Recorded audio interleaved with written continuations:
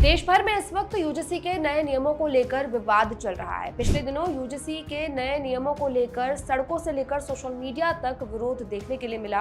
13 जनवरी से यूजीसी ने नए नियम लागू किए जो कि सभी कॉलेजेस और यूनिवर्सिटीज में लागू हो चुके थे, लेकिन छात्रों ने इसका जमकर विरोध किया। सड़कों से लेकर सोशल मीडिया तक छात्रों ने नए हैशटैग्स चलाकर विरोध किया तो कहीं सड़कों पर प्रदर्शन करते छात्र नजर आए। जातिगत भेदभाव को लेकर ये नियम बनाया गया था, लेकिन जातिगत नफरत को ही बढ़ावा देने के लिए इस नियम को बताया गया। सवर्ण समाज के लोगों ने इसका जमकर विरोध किया। साधु संत भी इसमें सामने आए और साथ ही कई राजनीतिक नेताओं ने भी इसका विरोध किया। अब इस नियम को लेकर जो कि सुप्रीम कोर्ट तक पहुंच चुका था, उस पर एससी ने सुनवाई करते हुए फिलहाल स्टे लगा दिया। 19 मार्च को इस पर नए सिरे से सुनवाई होगी और दोबारा इस पर फैसला किया जाएगा। 13 जनवरी से जो नियम यूनिवर्सिटीज में लागू हो चुके थे, उनका विरोध आखिर क्यों हुआ?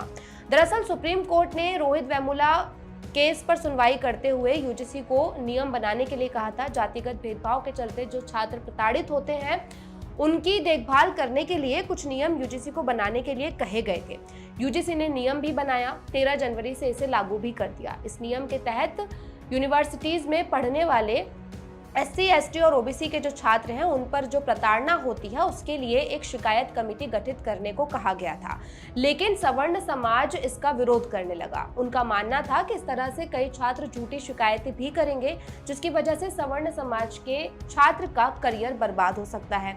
इसी सब का ये पूरा विरोध था। 13 जनवरी से जो नियम लागू किए गए, यूजीसी प्रमोशन इक्विटी रेगुलेशन 2026, इसके तहत एक शिकायत कमेटी बनाने के लिए कहा गया था। साथ ही इसमें पहले एसटी और एससी के छात्रों को रखा गया था, लेकिन जब ये नियम सामने आए तो इसकी गाइडलाइन में ओबीसी के छात्रों को भी शामिल कर लिया गया। ऐसे में सवर्ण समाज के लोगों का मानना था कि एससी, एसटी और ओबीसी को अलग कर सवर्ण को एकदम अलग कर दिया गया है। इसके साथ ही जो इक्विटी कमेटी बनाने के लिए कहा गया था, उसमें केवल एससी, एसटी और ओबीसी के मेंबर्स को रखा गया था, यानी सवर्ण समाज के मेंबर भी इस कमेटी का हिस्सा नहीं थे।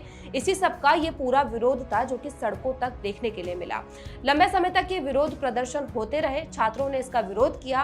मामला सुप्रीम कोर्ट तक पहुंचा और अब सुप्रीम कोर्ट ने गुरुवार को इस पर सुनवाई करते हुए फिलहाल इस पर स्टे लगा दिया है।